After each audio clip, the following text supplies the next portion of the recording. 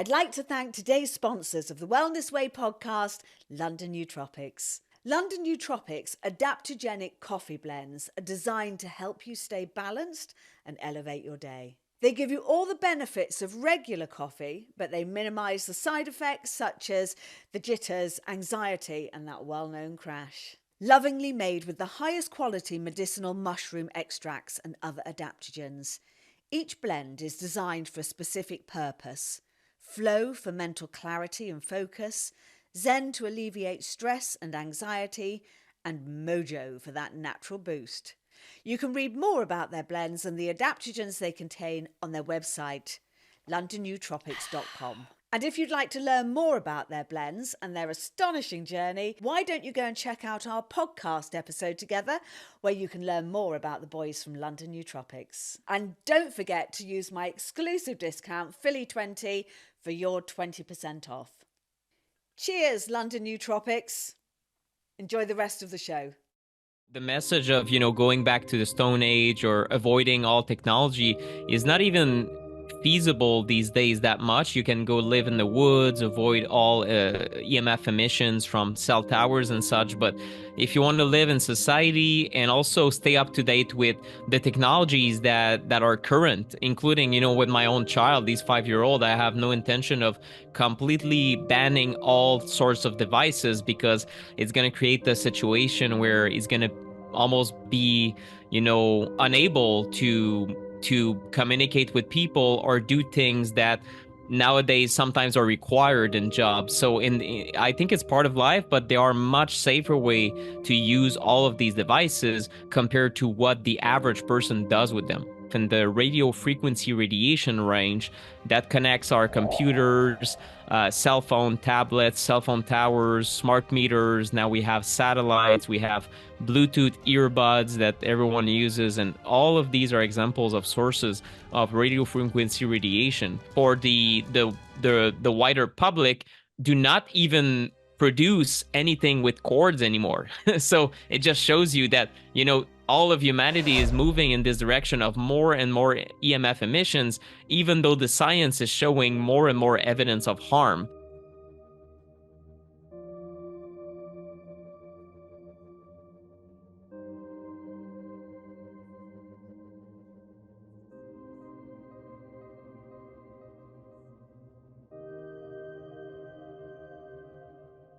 Hello, lovely people. And this is an episode on the Wellness Way that I really should have done a long time ago. This is one of the most important things, I think, to our health. And it's something that isn't really talked about a lot. And it really should be. Over the last 4 years, we've learned a lot about 5G, and I think there have been a lot of discussions going on about it. This has been done so we can have a movie 1 second faster, but what's it doing to our health? So today I want to bring on a really great guy, the EMF guy, Nick Pineault. He is a citizen journalist and an author of, I'm just going to read this out, Nick, the Non-Tinfoil Guide to EMFs. I absolutely love that, because it is not a tinfoil conspiracy theory. And a lot of people think it is. Think, oh, another conspiracy theory from the Philly JLA camp, but it's not. There's a lot of very solid data on here, and we're going to talk about that later. So Nick, welcome to the Wellness Way. Thank you so much for being here, my love. Thanks for having me. Yeah, it's really what got me started is the frustration that I encountered when I started studying the topic and realized that a lot of people that, were very intelligent and commenting on the topic really were completely convinced that this is a not serious topic. And maybe part of it is on purpose by the industry because it's convenient to do so. But then there's also, I guess, a large fraction of them that somehow do not want this to be true, because it's super inconvenient when you learn that your everyday devices are not as safe as the health authorities or regulatory agencies make it appear. The Wellness Way presents Barbara O'Neill. Barbara is coming to talk in London June the 11th, 2024. Go to phillyjlay.com to secure your tickets now. We'll see you there. Well, that's a very interesting point there because they do make it appear very safe. Otherwise, obviously, we wouldn't be using them.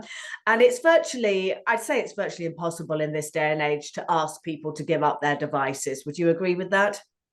Yeah, to completely give up, at this point, I don't even think, when I get on podcasts, if that would be my primary message, people would not even invite me on podcasts, right? Because the message of, going back to the Stone Age or avoiding all technology is not even feasible these days that much. You can go live in the woods, avoid all EMF emissions from cell towers and such. But if you want to live in society and also stay up to date with the technologies that are current, including, with my own child, these 5-year-old, I have no intention of completely banning all sorts of devices because it's going to create the situation where he's going to almost be, unable to communicate with people or do things that nowadays sometimes are required in jobs. So I think it's part of life, but there are much safer way to use all of these devices compared to what the average person does with them. Okay, so let's start at the very beginning here. What is an EMF? Sure. We're talking about electromagnetic fields or the electromagnetic spectrum. There's many things on that spectrum. There's many different types of emissions in the higher range that we know are dangerous or that can have some purpose medically speaking, such as X-rays, for example. We know that X-rays can be useful for diagnostic purposes, but also just a few decades ago, we started greatly reducing our exposure to X-rays because we realized that every X-ray that you get, every scan that you get will increase your future risks of cancer. So there is, there has to be a reason why you get an X-ray, and most doctors, even the most conventional ones, tend to err on the safe side of things. So if there is no use to get an X-ray, don't get it. But there's also exposures that we previously thought were not dangerous, but we realized they impact human health. One of them is, the light emitted by screens. That's also an EMF. Previously, a lot of people thought, well, it's just light, right? It's just a screen. There's nothing really special about it. Now we realize that, especially when you are exposed for days on end, there are consequences to your eye health, for example. And then if you are exposed at the wrong time of the day, there are consequences on your sleep and circadian rhythm. That rhythm that will give you certain hormones in the morning and certain hormones at night, and just help you feel great and energetic during the day and then sleepy at night when you should, instead of insomniac. And we know this is disrupted by the fact that we have these EMF emissions that give the wrong light information to our eyes and also our skin. And this is very well established. What is more controversial and where people really think this is all tinfoil hatter stuff is these invisible EMFs that are lower than what our eye can see. So therefore they're invisible, but there are still health impacts. And I'm talking about the EMF in the radio frequency radiation range that connects our computers, cell phone tablets, cell phone towers, smart meters. Now we have satellites, we have Bluetooth earbuds that everyone uses, and all of these are examples of sources of radio frequency radiation. So there's an incredible amount of exposure that we've added to our daily dose, if you will, just in the last decade or the last 2 decades in that specific range. And more science is showing that there are detriments to these exposures, even though, even if the average angry person on the internet doesn't want it to be the case, the science is very convincing at this point. Sorry to interrupt this podcast. The Wellness Way has got a brand new interactive ebook out. I've created a beginner's guide to your natural health systems to help you navigate through the jungle of natural health. A banquet of knowledge wrapped up in a simple ebook, featuring some of my top guests from the podcast.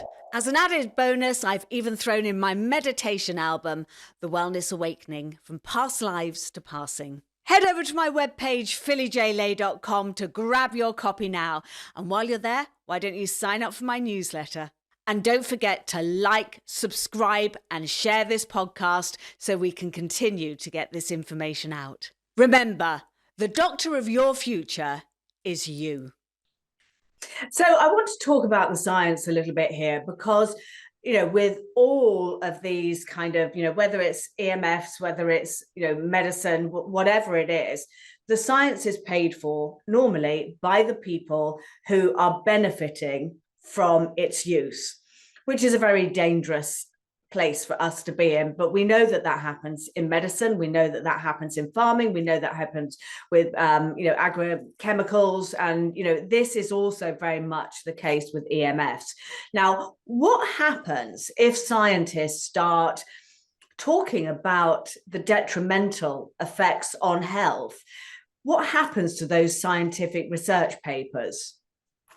Well, scientists that at the beginning, I think that the industry had a real incentive to study cell phone radiation in a way that was legit. And whether they wanted these results to be displayed in front of the public, if they were negative, if they found negative impact, is another question. The answer is probably no. They didn't want these results to come out because starting in the 80s and 90s, when the first cell phones were put on the market, they hired scientists and then quickly fired them or defunded their efforts when effects were found.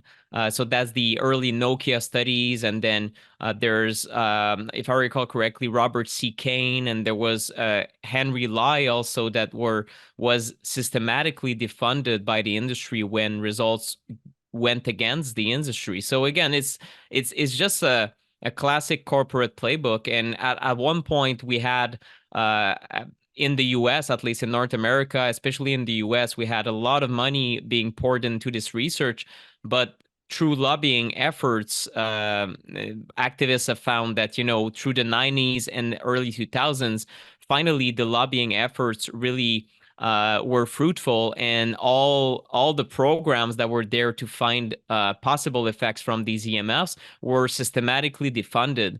A few weeks ago, all research ended in the US for the moment, at least. We have $0 going into EMF research in the US as of a few weeks ago, and that's they were supposed to do a lot of follow-up studies and scientific inquiries after the National Toxicology Program found that radiofrequency radiation is what they call, a definite carcinogen. The highest level of proof that they could determine was through that study, and it was published in 2018, and they were supposed to do follow-up studies. We don't know exactly what happened with that, but now they announced that they're going to stop the program a little bit out of nowhere, I must say. So at this point, the only researchers that are researching this topic are either universities that are outside North America, including Iran, including Spain. There's good researchers also in China, in Russia. And I mean, it's really a topic that is studied in every nation, regardless of the politics of the moment, or even, scientists that are Chinese share with Americans, Europeans, and Russians. So I mentioned that. That's important to understand the context around that. The best science that was ever done, it comes from Russia, especially because they have everything that was published in the Eastern blocs in the time of the Soviet Union. And they were very, very interested in EMF safety, whereas the Americans were not, for strategic reasons. Yeah, no, I remember. I remember when Gorbachev came into power, and one of the negotiations, obviously, part of it was uniting Germany, was why they made links between the West and Russia. But one of the negotiations was actually allowing microwaves into Russia, because Russia has always been really, really strict on EMFs. So they didn't allow microwaves. Putin gets a lot of flack, and that's not what this podcast is about today. However, he doesn't allow Wi-Fi in public places any more than he allows glyphosate to be sprayed on the crops, and the Russian government actually pay farmers to grow organically. And in the same way, he doesn't allow Wi-Fi in public places. Now, I remember having an argument with my ex-husband about that. He said, of course he doesn't, for God's sake, it's a communist country and he doesn't want anybody to have any freedom of information. I'm going, no, they're allowed their Wi-Fi at home. They're allowed the internet, but just, not in public places. And we've seen this massive surge towards these radiation towers on shopping centres, on schools, which absolutely breaks my heart. And schools, because they're all short of funding, they take money from telecom companies to put these massive towers up. My daughter's school, there were, children were testing positive for cancer.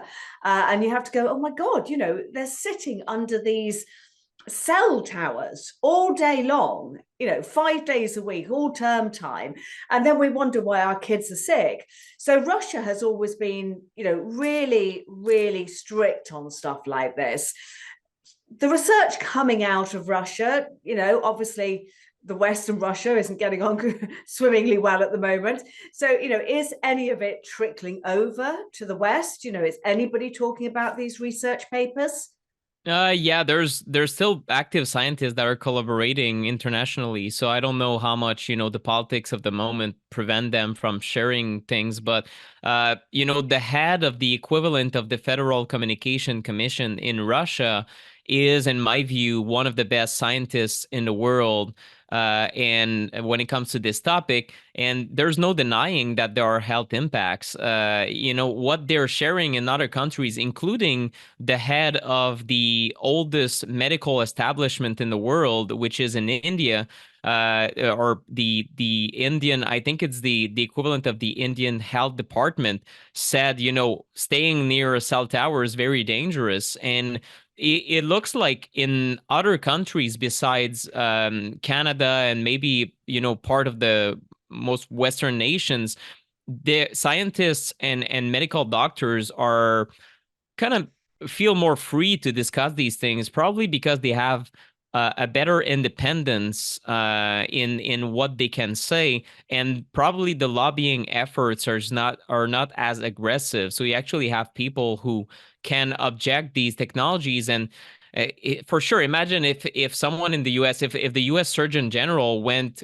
out and said, cell phone towers are very dangerous. Imagine that. Imagine what the repercussions on the PR when it comes to Verizon and AT&T and Sprint and operators in the U.S. It's a nightmare, and it is arguably the most lucrative industry in the world. It is, in fact, the telecom industry plus big tech are larger than big pharma. So there's no reason to think that their lobbying efforts would be less than big pharma. In fact, there's many reasons to think they are more aggressive and they have more funding compared to big pharma to make this happen. So it's part of the reason why I think what we're seeing in the scientific literature is really a systematic effort to slow things down as much as possible, just like big tobacco did. So we have, and even with that in mind, it's not working as well as they intended, because it is a topic that I think is studied internationally, because every citizen in India and every citizen in the US and every citizen in Spain and in Russia is exposed to cell phones. So therefore, you have local scientists from India and from all sorts of research groups that end up publishing on the topic, and it's becoming very hard to stop them, because the lobbying efforts in the US are not necessarily hindering the efforts in Iran or from Spanish researchers. Or so I do see that the science has evolved, and now we have not only the International Agency for Research on Cancer, that is a sub-branch of the WHO, so not necessarily the one I would trust the most. However, it had convened a working group that was multidisciplinary back in 2011, and they did find that radiofrequency radiation was a class 2B carcinogen. They said we don't have enough animal data, and this is why it's not a 2A, which is a probable carcinogen, or a class 1, which is a definite carcinogen. So we already had this data almost 15 years ago that, well, okay, it might be a carcinogen, and I guess that's something. It's the lowest level of certainty around the topic. But in 2018, we had these major animal studies, like I said, and one of them was in Italy from the Ramazzini Institute, and the other one was the National Toxicology Program in the US. And with that, scientists that have been studying the topic since that 2011 decision said, now we have enough data to reclassify this agent as class 1 carcinogen, a definite carcinogen next to asbestos and tobacco smoke. And these papers still exist. They're published, and I keep citing them to anyone who wants to listen. But that's from 2018, and to this day, I don't see anyone, being angry at it. But we have a class 1 carcinogen that we keep using, and what has been done since 2018. You mentioned 5G. That's one of the new technologies that we are facing now, with more towers, more radiation closer to people's homes than ever before.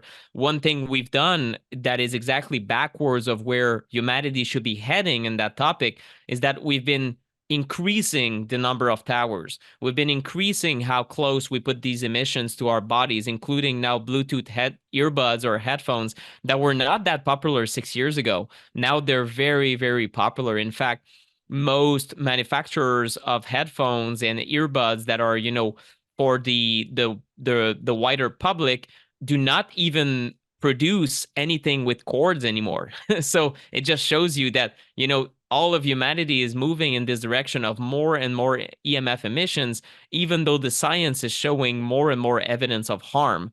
So it's very bizarre at the moment. And the message from the industry and from regulatory agencies is that everything is safe. There is nothing to see here. And that's basically the line from Health Canada, also where I live at the moment. And if you ask other countries, including in the UK, Australia, and many of the Western nations, they would say, a spin-off on that message where, there's basically nothing to see here. Okay, it's interesting you use that phrase, there's nothing to see here. And I think that's the problem. There's nothing to see here. There's a wonderful book that I've mentioned before on this podcast with the beautiful Cultivate, Elevate, called The Invisible Rainbow. Yep. And we have these frequencies because we're made up of electricity. We're electric beings. And so we have our own field, and we have this invisible rainbow that penetrates that field. But because it's invisible and you say there's nothing to see here, everybody thinks it's okay. Whereas when you see, the chemicals sprayed onto crops, and I've posted so many photographs of glyphosate and the great big helicopters going down and everybody in their Hamas suits and kind of going along and spraying it, and cigarettes, you can actually see the smoke and see it swirling in the air. But with EMFs, there is nothing to see here, and I think that's why people don't take it as seriously as they should. But with the status that it has as a carcinogen, that does put it up with, you mentioned there, asbestos. Well, I when I did up my home, I had a bit of asbestos in my home, and it was a tiny, tiny amount. And I had to get a special agency out.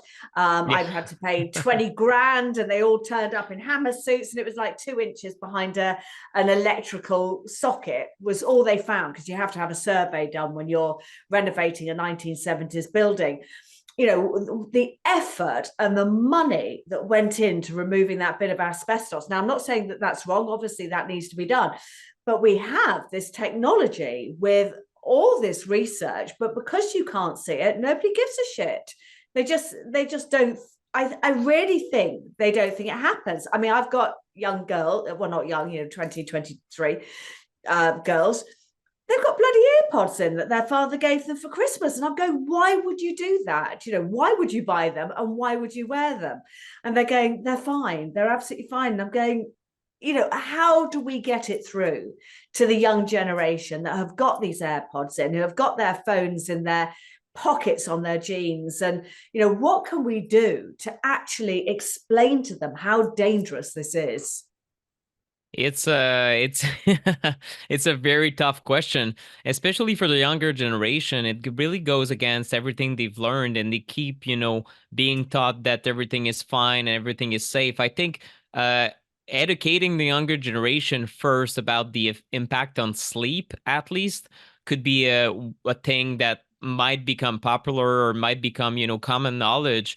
But that's a start. As far as, earbuds, and we're going to have to create safer products. In reality, it shouldn't be up to citizens to protect themselves against products like that.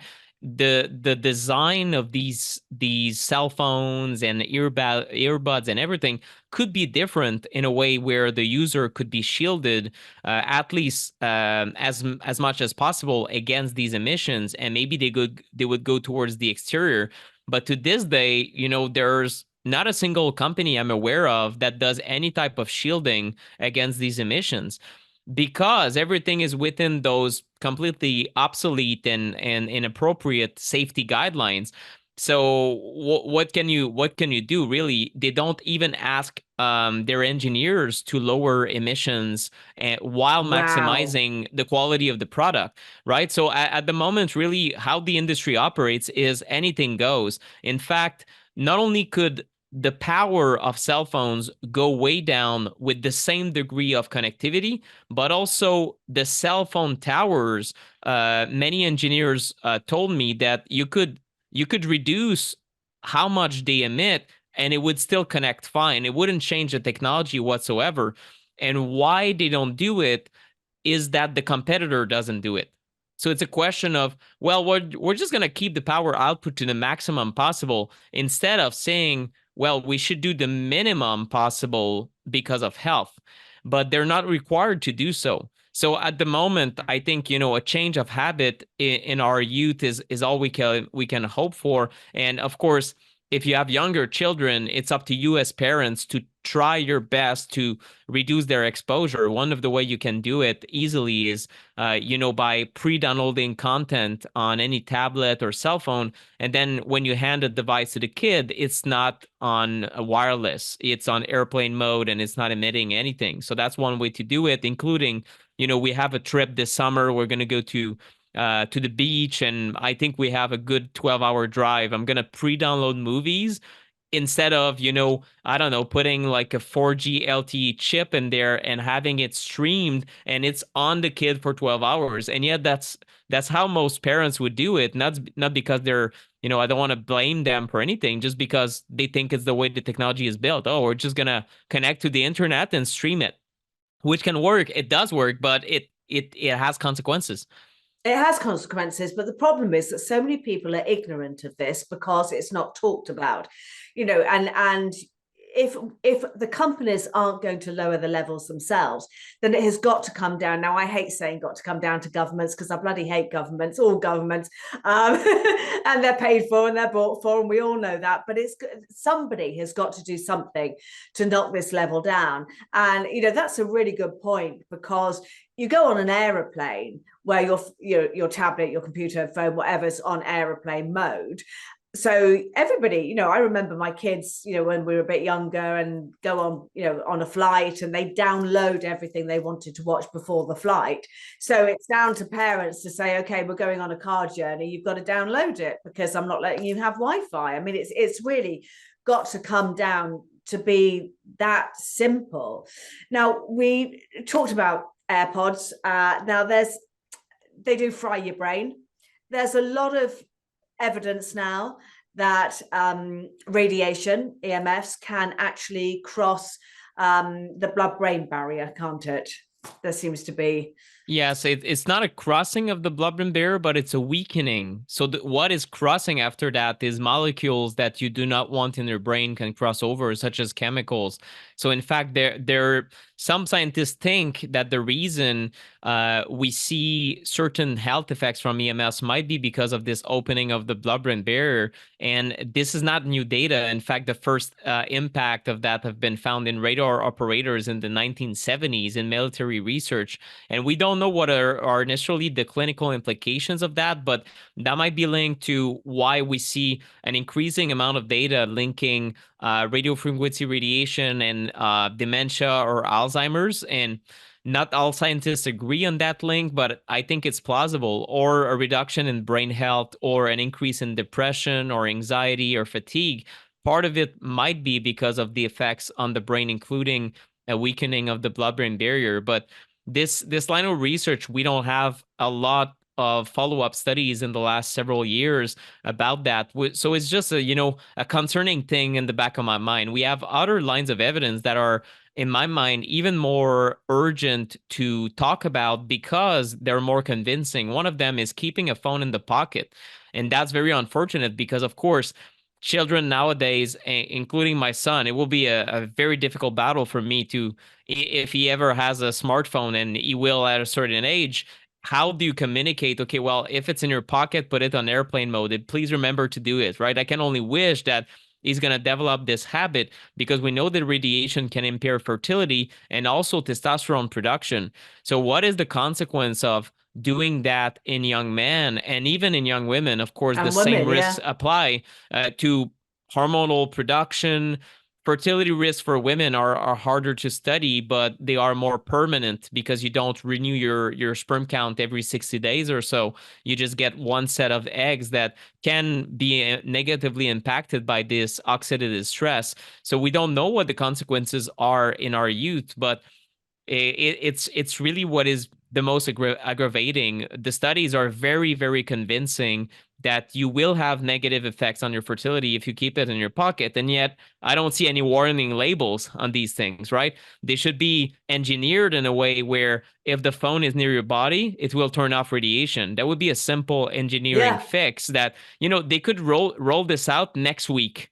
On all devices worldwide, and then people will be like, well, my phone isn't ringing anymore. Well, now if it's close to your body, there's no radiation. So you gotta figure out other ways to bring it. Maybe take it in your hand, or maybe have it at least on a belt hoister or a bag, and these are ways that you can right away reduce your exposure from these devices by not keeping it in your pocket or hitting airplane mode. So that's a very important line of research that I have to mention. And another one that is, I think, in a sense, more concerning because we simply don't know what the implications are. But there's been several large epidemiology studies in the last decades about pregnant moms that are exposed to a phone, and then the risks of their children developing ADD, ADHD-like symptoms, or even food intolerance.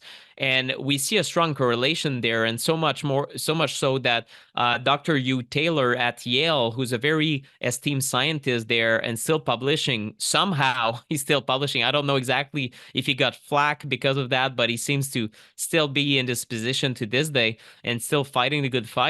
And he said there's causality there. In his mind, there's no denying that the more you expose yourself while you're pregnant to this radiation, and the greater the risks to your children developing ADD, ADHD. So why is that? Well, we don't know. Is it because the blood-brain barrier opening in your fetus? Is it because it's impairing immune system maturation? We don't have the exact mechanism. All we have is a correlation that is strong enough for the scientists to say it is causal, but it is concerning because even to this day, most moms that are, that are creating a baby inside of them are not taught to try their best to minimize how much they expose the phone very close to the abdomen, which could be, a basic health recommendation. Just like it's not like we have to ban devices for pregnant moms. And I'm not, one for necessarily having the government be this intervention, like doing these kind of neurotic intervention. Like, no, you can't do that. But because they're very good at doing neurotic interventions, the governments of the world, especially your government in Canada. Well, exactly. And I saw it firsthand, in the last years. That's all I say. And I see the slippery slope of telling people what to do and forcing them, but informing the public. It's kind of basic, right? Pregnant moms know to be worried about cannabis exposure, especially now it's legal. In Montreal, we have cannabis shops everywhere, but yet for pregnancy, it's kind of dodgy. Alcohol, chemicals, certain pharmaceutical drugs, and why not add cell phone radiation in the mix and just say, look, you can do all you want, but know that there are these studies in if you do want to minimize your radiation exposure, here's how you can do so. And one of the ways is not to put a laptop on your belly, even though it becomes a shelf at one point. I saw it in my wife, and it can kind of be a good position to use your computer, and maybe even more comfortable than using it on a desk. But the reality is that these exposures are too close to the abdomen, so they come with these risks. It is very, very concerning because we're seeing it ramp up like nothing on earth, and they're already talking about the next generation of Wi-Fi and the next generation of Wi-Fi, and where is this going to go? But let's go back to the very, very beginning, and I want to go back to the Spanish flu, actually, which did not start in Spain, but it started in America around the time that radio, your radio started, and we had those first frequencies. There were also some injections going on around that time as well. There were a couple of little correlations that went on, but maybe that's why we had the Spanish flu. Maybe the wireless was a contributor, in the same way that we had a lot of stuff with COVID about kind of long COVID, and people having the loss of smell and taste.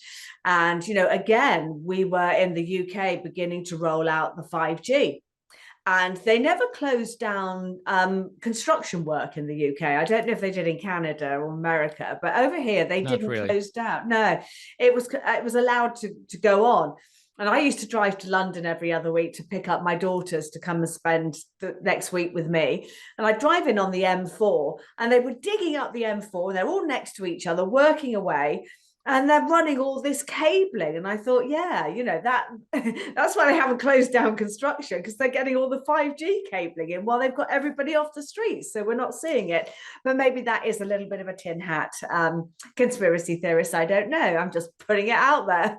Yeah, well, some people have made that link, and I think some people were censored online for no reason. I even saw, popular actors, A-list celebrities in the U.S., and they said things. I think it might have been John Cusack who said he almost got his Instagram banned, I think, because he said something like, "Well, those 5G towers, I don't think they're any healthy." Something very obvious for almost any citizen, and it was like super controversial. It's not something controversial to say, look, in other countries, even city officials and doctors agree that cell towers too close to the body is nothing good, and and that some people feel sick when exposed to them. So it's just, I think, where people have advance certain ideas that were speculative in their nature, and they got some flack for it. But I think the entire era of the last 4 years was completely crazy online, and sometimes I did not agree with the amount of speculation that was inserted in there. But at the same time, if we just look at radio frequency radiation and immune system, and we talk specifically about this, well, there are sufficient studies to say there might be consequences of the immune system if you get overexposed to this radiation. And what does overexposure mean? Well, it's probably everyone is overexposed in reality to doses that are comparable to what we can find in scientific studies that might impair the immune system. So, and do we have correlations between where people live, how much they are exposed to this electro-smog, if you will, and then their risks of developing diseases that are transmissible or dying from any cause? Yes. And that's called, I guess we could also make the argument for air pollution as well. We can make many arguments that are like these factors in cities that are more stressful compared to if you live outside a city. So it becomes difficult to find causality, because like what are we seeing? We're seeing more people have poorer health and more premature death inside of cities. Okay, what has changed, right? It might be chemicals, that's true, but what is the most often ignored line of research is radio frequency radiation. Because yes, with the advent of 5G, the levels of this electropollution has gone way up, and we have many different engineering scientific papers that prove that when you install 5G in a city, there are many areas that become much higher in electrosmog. It's not surprising. The technology is, again, very permissive, so very high power. It's not true that 5G is lower power than 4G, even though the industry keeps repeating that somehow. They said, oh, it's small cells technology and whatever that means, because it's, it's completely meaningless. Essentially, they're the same as 4G LTE towers and the 3G we had previously, but they're installed next to the 4G antennas, not as a replacement. So we're just adding more and more and more problems. And then with 5G, we've generally are seeing more and more people that complain about those towers because they're very close to their bedrooms or their office spaces. And there's now 8 different case studies that have been published in peer-reviewed journals by Professor Lennart Hardell and Mona Nilsson from Sweden. And these 8 case studies make the case that when people are healthy, they get exposed to a new 5G install, and within a few weeks, sometimes their health can crumble. And what they measure and what they determine in these case studies, that is, in fact, I guess a good news in a way, is that when these people change offices or change homes, move away, they feel better and they see these symptoms getting resolved. And that's not in all situations, but it just shows you, it's not that complicated, people. It's, you live near the river and you drink in the river, and a polluter puts something that is toxic in the river and you become sick. And once you become sick, you realize that the river is the source of illness, and then you stop drinking from the river and you feel better. So in some cases, you see these exposures that can be directly linked with someone that just sees their health deteriorating in a way that they're literally getting poisoned within a few weeks.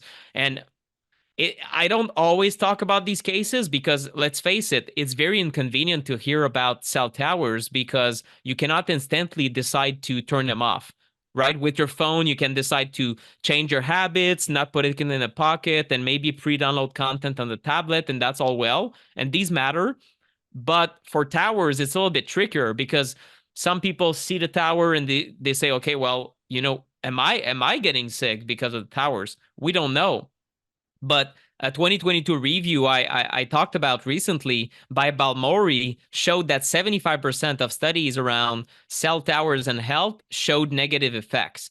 So if you look at the scientific literature and you ask, okay, do cell towers harm people? The answer is kind of an obvious yes. There are health detriments.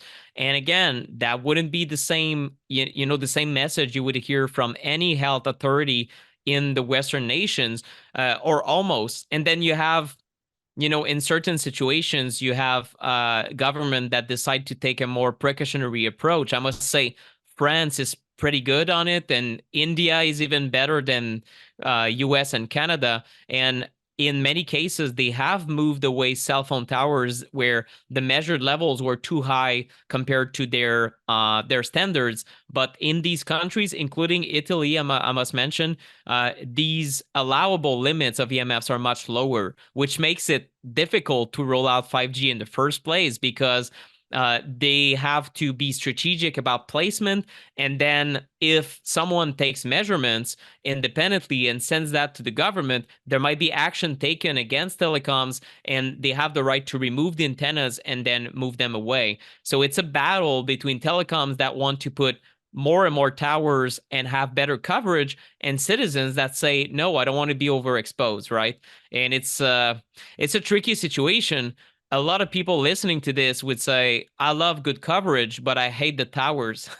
So it's a bit ironic there, right? Yeah. We want good coverage. We don't want the tower. No, I want others to be exposed to the tower. So it is tricky, but in the end, looking at approaches from other countries, there are much safer ways to roll out these towers, including never putting it right where people live, right? It shouldn't be within, arm's length or something crazy, of course. It shouldn't never be put on buildings where people live, where they might be under the tower and be exposed really close to it. These situations happen all the time, and they need to be stopped because these case studies really show that some citizens are put at great risk just because of one day the owner of the building said, "Oh yes, I'll accept your bribe for $30,000 per month." Sometimes that it might be getting for renting their roof space, but to great consequence to either people that live underneath it or maybe on the next building that is exactly on the other side,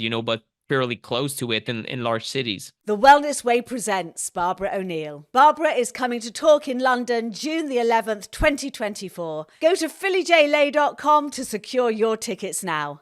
We'll see you there. My daughters live in London, and I've seen over the last few years as well, the 4 years really since 2020, all these new street lights go up, which are LED, very toxic for our health. And somebody sent me a video, and I can't verify it, so this is speculation on my part, that when they opened one of these street lights, there's actually 5G put in those as well to kind of link them all up together. And I just, I don't know if that's true or not, but I know that a lot of friends of mine have sent me photographs where they've had little mini 5G towers go outside their flats. And, they just kind of put them up willy-nilly all over the road. And you have this problem in an area like London, in a built-up city, where, when I go and visit my kids, I turn my phone on to get their Wi-Fi, and 20 other Wi-Fis come up from nearby. And we're going to come on now to the fact that this Wi-Fi world that we live in, we can disconnect ourselves, we can turn off our Wi-Fi, but unless everybody's doing it, it doesn't really help, because you're getting all the Wi-Fi from all the people that are around you. So can you give us any suggestions of anything anybody can do in those kind of built up areas where that's happening? Sure. Well, I actually don't agree with what you said. If you turn off your own Wi-Fi, it would make a difference. Although, of course, it makes a smaller difference the more that you are in a city, in a very densely polluted area on an electrosmog standpoint. But even with that in mind, especially if you are let's say I just think about Paris. I don't remember how large the flats are in London, but if you're in a small apartment and your Wi-Fi router is very close to where you actually spend time, then your own Wi-Fi router might be more problematic than neighbors' Wi-Fi routers. So of course you cannot at the moment, knock at your neighbor's door and tell them what to do. You're gonna turn off your Wi-Fi, right? You're irradiating me, but you can turn off your own, and you should, especially at night. So that's one way that you can minimize exposure. And if you see, 300 different Wi-Fis on your list, it just shows that your computer is able to pick up a Wi-Fi router, but it might be true for any Wi-Fi router that is within a few miles. So in fact, the range, it doesn't mean that the intensity is there. It just means that it's able to detect it. But of course, all of those have biological effects, but there's good reasons to think that those that are closer to your body are more dangerous in a sense. So it's all, I guess, a story of minimization. Right? If we replace electropollution with air pollution, the story of minimization or, minimization of toxins is pretty easy in a lot of people's mind. It's okay. Well, first, you cannot eliminate all toxins. That's kind of a given. So you can either freak out about it, become neurotic, or be practical about it and do your best and, buy organic where you can and try to avoid plastics and maybe clean the air with a filter or filtration system in your flat and do things like that. So for EMFs is the same. Try to mitigate the exposures that first are close to your pillow. That's what I'll say, because there seems to be a greater impact on sleep than anything else for some people. So if you sleep next to your phone and maybe, a Bluetooth enabled alarm clock and a laptop and this and that, a lot of people have way too many devices that are emitting EMFs during their sleep. So that's not something you want. And these should be moved away from the bedroom or on airplane mode or turned off. But if you don't want to, take any guess about it, just put your phone on the next room or in the corridor or wherever and charge it during the night. And that way you can still be called at night, which is a big concern of parents that have older kids. They don't want to be completely unreachable during the night, which is completely understandable. I respect that.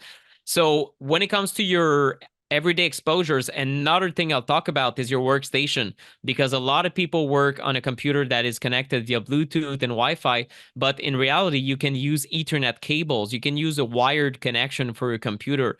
And that's something that is quite easy to do. You just, connect a cable to your computer to your router, especially if you're in a home office environment. It's more realistic to do it. And if you want, you can hire an IT company that does networking and have those wires be passed in the walls where it's going to be prettier and more practical. And then you have an Ethernet plug right there. And an advantage that or benefit that a lot of people don't talk about is the fact that if you are through a wired connection, it is faster and more reliable compared to Wi-Fi, right? The Wi-Fi, the signal goes in the air, but can get disrupted by walls, especially concrete or brick walls or metal. And in certain apartments, you just don't have good coverage. I don't know what it is. Sometimes it is, the length of the corridor it has to go through, and maybe you get frustrated. And you know what most people would do? And that's, I think, the wrong approach is call their IT company and say, I want a stronger Wi-Fi, right? I want 5 antennas that is going to blast my entire place and I'm going to have good connectivity. But if you have a cable, it goes through the cable and you have good connectivity de facto. It's very, very easy. So for me, that's exactly the situation I had in this bedroom that is also, my corner office here. We have a small condo in Montreal, and the connectivity of that Wi-Fi was horrible when we arrived in this place 7 years ago. And now it's very good because we have the wire that goes to our router about, 25 feet this way. So that's something to be mentioned. And then, of course, the everyday behaviors we talked about when it comes to cell phones. So not talking on the ear, preferring speakerphone or wired solutions. That's one thing. The tablets, whenever they're touching your body, or laptops, when they're touching your body, they're really exposing you to higher levels. So it's really building your set of habits that can help you minimize the toxicity over time that really matter. It's not that one phone call or one, I worked on a laptop for 2 hours. Now my fertility is impaired. Well, it's not like that. It's more like I worked for 30 hours a week times a lifetime, and now maybe I face issues. So it's really, think about it as something long term, and that is hard to quantify, but easy to develop habits over time to just try to minimize the amount of radiation you're getting. And increasingly so, people that follow these simple steps tell me they sleep better, they feel better. So they didn't realize it was impacting them.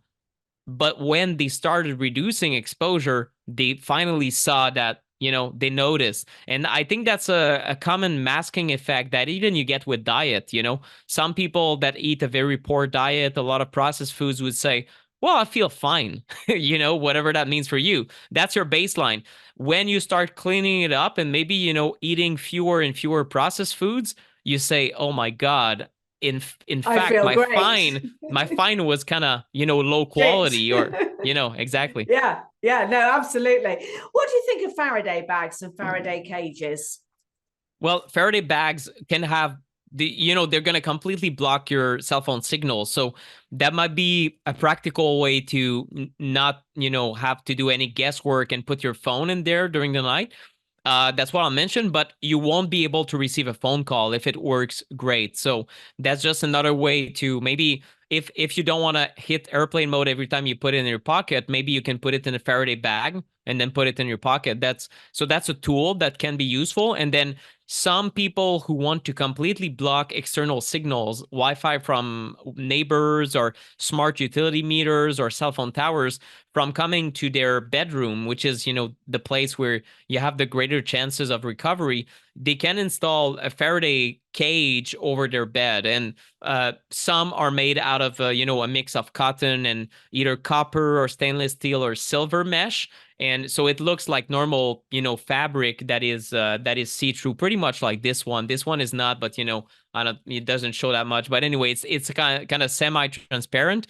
And it doesn't look, the prettiest thing, but you put it over your bed. Or another solution that you can install with professionals in building biology or EMF mitigation specialists is EMF blocking paint. So that way you can paint the entire room in a way that will reflect external signals. But in these rooms, you would not use your cell phone either, right? Because now you're completely blocking the exterior and you don't want to use a cell phone inside, which would have next to no signal inside, and also it would increase your exposure. So anyway, it's a decision that you can make for your home. But if you have such a shielded room, if you will, you would also decide not to use technology in your bedroom in that case.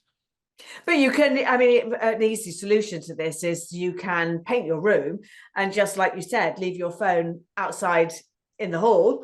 And so if your kids are trying to call you, or you can just get a normal old-fashioned landline and have it plugged in by your bed. And go, hey kids, I'm on this number at night. Yeah, exactly. So there are solutions.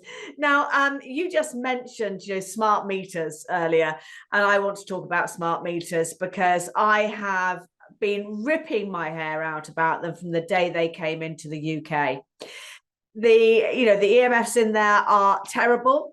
I remember seeing, I think it was on The Truth About Cancer, actually, where they interviewed a vet who was saying that when he had started as a vet, he would see maybe 2 cases of cancer in a dog a year. That was it.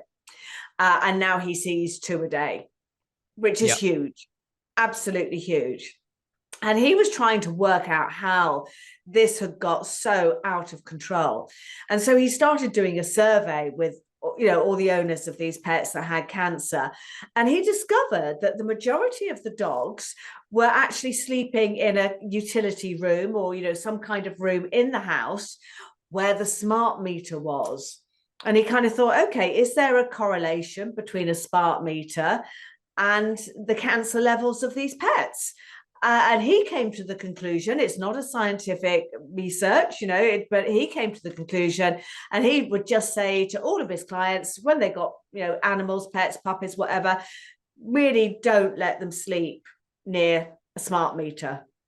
We've also heard recently, this week, there's been quite a lot of chitter chatter in the press about the fact that smart meters aren't working.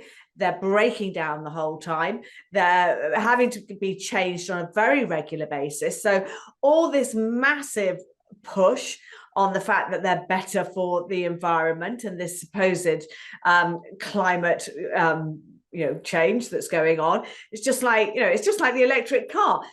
If you're sending thousands, millions of kids down a cobalt mine every day, then, and you're putting in wind turbines that, the concrete bases, the footprint on that, that's a whole nother episode that I'm very passionate about, but, they're not really working, the smart meters, and they have consequences. And yet still people are going and getting them. What can you say to people? Because it's virtually impossible in the UK. Once you've had a smart meter installed, it is virtually impossible to find an old meter and have it reinstalled. It's tough. And this is the case also in many states in the US, certain cities also, because of course the US is kind of more complicated. They have different regulations at different levels. Sometimes the city won't allow it, but the state does. And it's a bit of a pure madness in the US with legislations. But when you can opt out of the smart meter program, I recommend doing so. And in certain countries, you'll get a penalty. So they make you pay to be healthy. Go figure. Yeah, that's a bit aggravating. But some people in the end pay it, but sometimes it's $30 per month. So it compounds over a year. I mean, after 2 years, you're at $720. So it's a bit aggravating, but some people are willing to pay it. But if you cannot opt out, you can shield over that smart meter for it to to prevent this radiation from going into your bedroom, for example. But the most concerning situations with smart meters is if you realize you're sleeping in one place and the other side of the wall, there's an entire array of smart meters. That's the worst situation possible, because it's not just one, but sometimes you might have, I mean, I've seen situations in Montreal where there must be 50 to 70 smart meters on the same wall, because it's an entire building, like with, a large apartment building, of course. But imagine the person that is on the other side. And depending on the composition of the wall, sometimes it is brick, but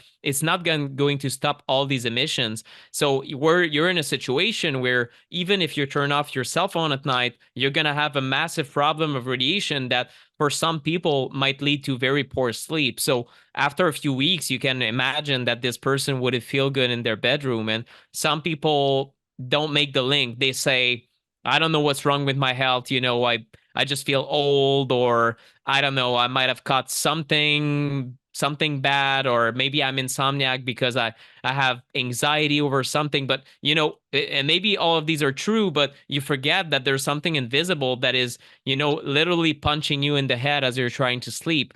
So it is a big problem. And if you're concerned about that, I would hire an EMF professional to come to your home and look at the situation with you, because the shielding solutions, such as, shielding a wall or things like that, are better strategized with a professional. That's what I say, because some people try to, do the work themselves, but then a professional comes in, they take reading, and they realize the job wasn't properly done, and you're really walking backwards. So I think that hiring a professional is good. And in the UK, there are a few building biologists.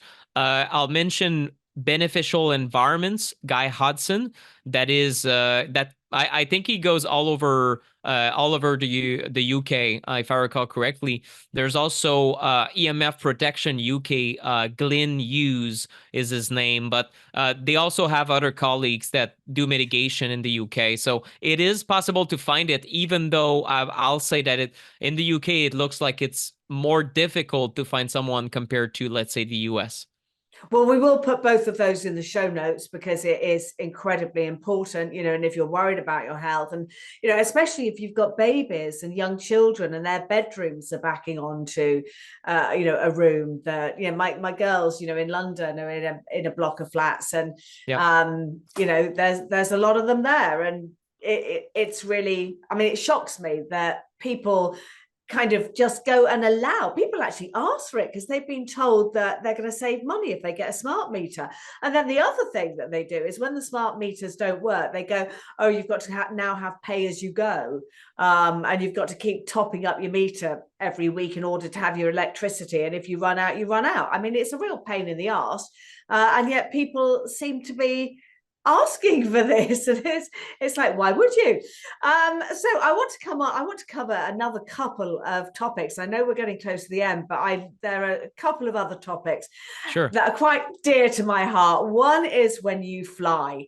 So I learned recently that when you're going through the machines at the airport, you're getting a lot of radiation on you. So a couple of flights ago, not the last flight I had, but the flight before that I turned up and I said, I don't want to go through this.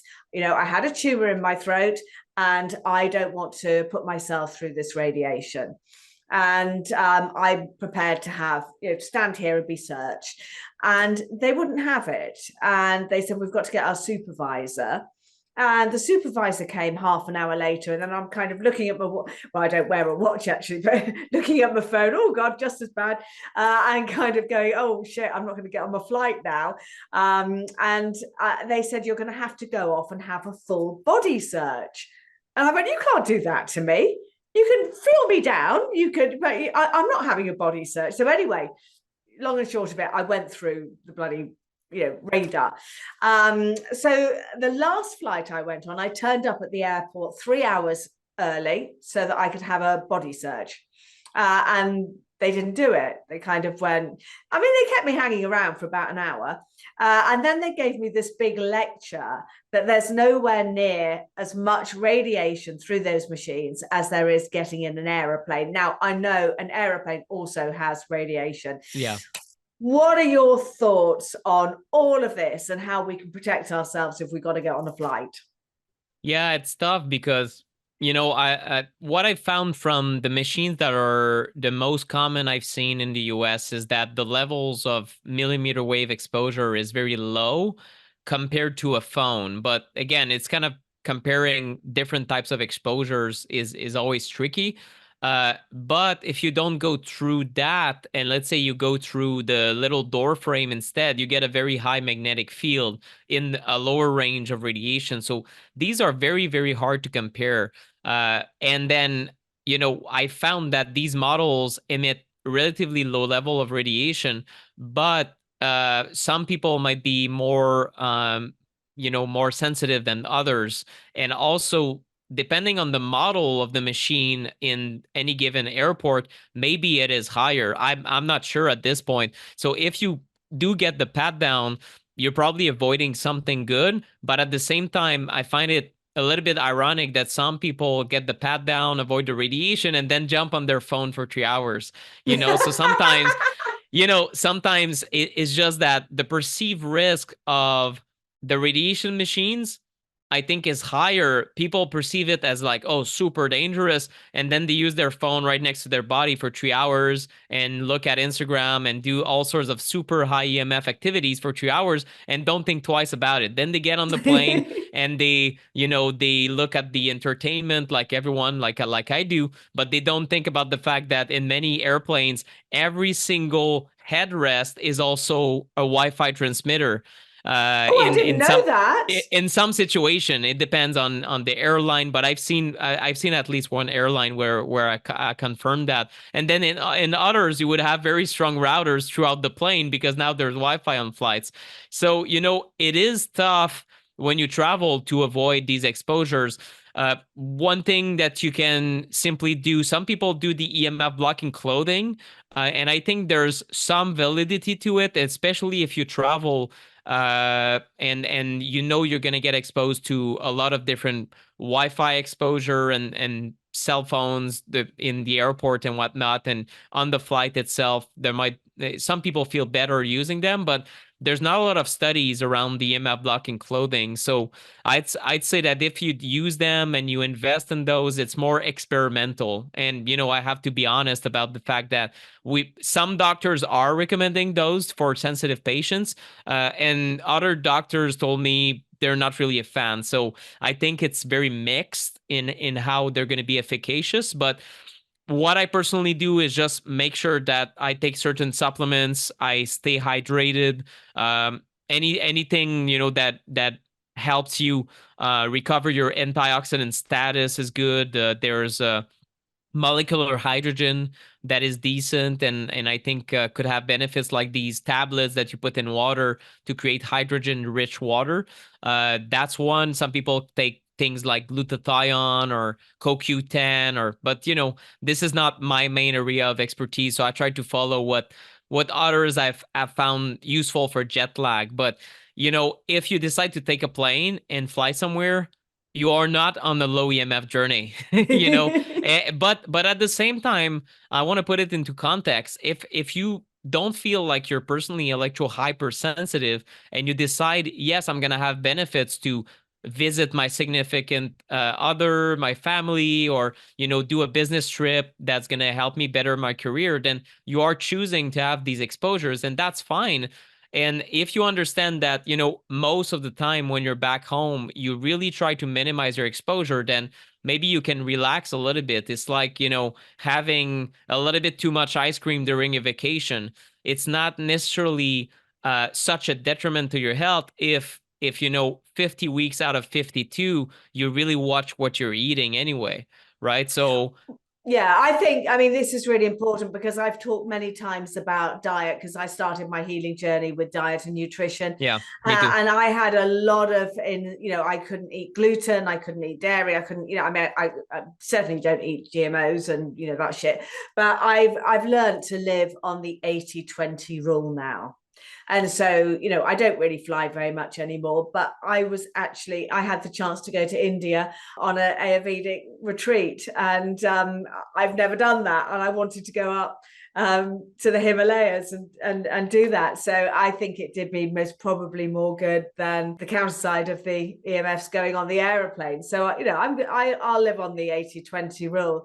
There's one more piece of kit I want to talk to you about, because we spoke earlier about the microwave, which, you know, Gorbachev had banned. And then when Glasnost happened, part of the deal with the West was that Russia had to import loads of shit from the West, including microwaves, which fry your food, and that food continues to cook in your gut and incredibly unhealthy.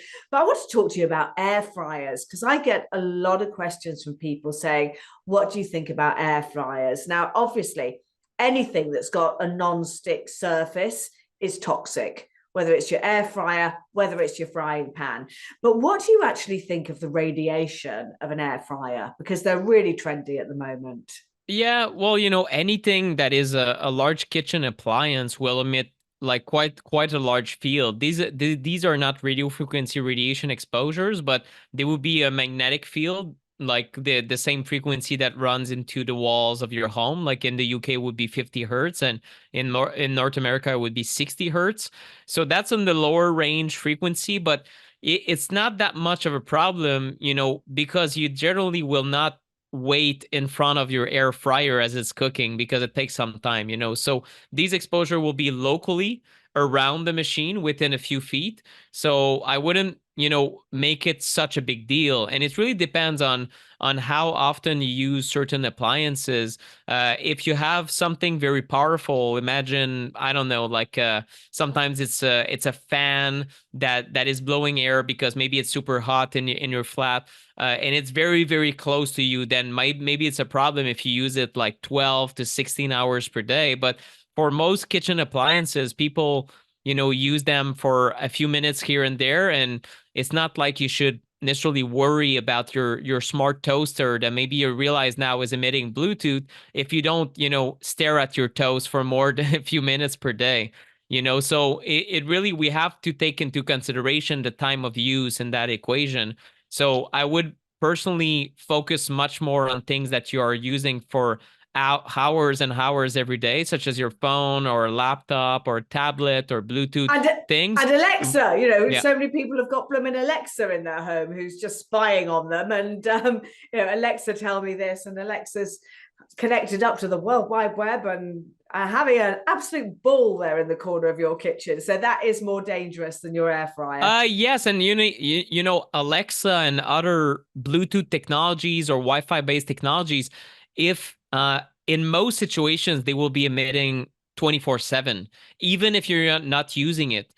Including alarm clocks, including maybe that Bluetooth toaster example, but it's kind of stupid, but it exists, and most appliances are becoming Bluetooth. So these would always be looking for a signal, which is just, you know, a stupid thing to install in your home, but a lot of people don't realize that these exposures are there. So air frying wouldn't be my top concern. And then, yeah, it's personally, I own an air fryer. I love it.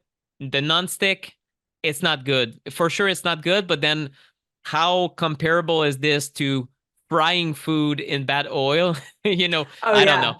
It's I don't this do is that I try either. to avoid all Seed vegetable oil, or Yeah. you know, the canola and you know, rapeseed and Sunflower, rapeseed, all of yeah, those very, very yeah, toxic, heavily processed, rancid seed oils that people think exactly, are good for them. You know, and they're in yeah, no. margarines, and people go, oh, it's vegan. I'm going, yeah, it's shit. What can you say? Have a bit of grass-fed butter, love. But you know, that's another episode as well. Right, there are a few little things that you can do for your health, because we are surrounded by EMFs and there's nothing we can do about it at this precise moment in time. So one of my greatest hacks is get your feet on the ground. You know, keep connecting to your battery and earthing and protecting yourself as much as you can. Nick, give us a few more. Sure. Well, I would say airplane mode at night for your phone. Turn off that Wi-Fi at night, and no Bluetooth earbuds. I'm sorry for all listeners. If you have them, you love them, use them when you're moving, and when you're stationary at your workstation, use a wired solution as well. So that way you can have both, but you can minimize those times where the cords aren't that annoying to you. Use the wired solution as much as you can. And you've got a conference coming up. Now, I'm sorry that we've only got a week before this podcast goes out until your conference, because I want to share it far and wide. But if you are listening to this on the day we release it, then please go to my webpage or Nick's webpage, and you're going to give us details of that now, EMF Guy, because you have this conference coming up with some extraordinary experts in this field. And you can join up to this conference for free. So can you give us all the details of it? And then if people want to buy this conference, they can, and share it with their family and friends. But, this is an hour, this is a podcast episode, and you really, if you're worried about your health, you need to take a deep dive. And so I would absolutely, I remember doing this conference a few years back. So Nick, over to you. Perfect. Yes, it's the 2024 EMF Hazard Summit. This is the third time we put it together. And this time we really focus on what we call the hidden epidemic of electrosensitivity. So these are people, it could be you really listening to this, that are starting to feel bad from these exposures, whether it's loss of sleep, low energy, low libido, your mood is off, or even for some people, it goes to heart palpitations or tinnitus even might be linked to these exposures. So we put together interviews with 20 experts, including we have presidential candidate Robert F. Kennedy Jr., who's also an environmental attorney, talks about the state of the legal side of things in the US, but also environmental medicine doctors that are starting to see more and more patients come in with these complaints. I don't feel good because of the cell towers, or from my own devices, I feel tingly, I feel like something is off. And not only are these doctors able to identify who is more on the sensitive side, but the good news is that they told me they're able to have them recover from these exposures and start feeling better. So it's really 20 interviews to help you navigate the science around this, but also practical tips that you can take right away and incorporate in your life to lower your EMF exposure. So it's from April 11th to the 14th. Fantastic. And if people listen to this podcast after those dates, they can actually buy the series, can't they? Yes, the recordings are available for purchase all year long. And from April 11th to 14th, you can watch all talks for free, 5 per days. And it starts at 9 a.m. Eastern, though. So if you're in the UK, you have to wait a little bit later during the day to watch. Yeah, absolutely. Nick, thank you so much for coming on the show. This has been a conversation I've wanted to have for a very long time on The Wellness Way. And it has just been a pleasure to talk to you. And listen, guys, don't panic. Just do something about it. It's that simple, really, Nick, isn't it? It is. And, as any topic, when you learn a lot, then the podcast kind of sounds like a fire hose to you. Go back and maybe take one or two things, start doing them, and go from there. You don't have to do everything, get everything right. Just remember that, a health journey takes a long time. And even for me as the EMF guy, when I started writing my book, I was on a wireless mouse and a wireless computer and a wireless keyboard. Go figure. And then as I was writing the lines on my book, I was like, maybe I should, walk my talk and get better. And nowadays I'm much more stringent on these exposures, and I occasionally I'll use Wi-Fi for different reasons, but I've learned better. And when you learn better, you do better. So just start today, Brilliant. Thank you so much, lovely people, for joining us today. It's been a great episode. I've thoroughly enjoyed everything that I've learned here, and I hope you have too. Don't forget to like, subscribe, and share, because we got to get this information out, because our governments are not doing that for us. So please share it with everybody you know, and we can do this. We can change the paradigm in which we live and our health, because you always have to remember, the doctor of your future is you. Thank you, guys.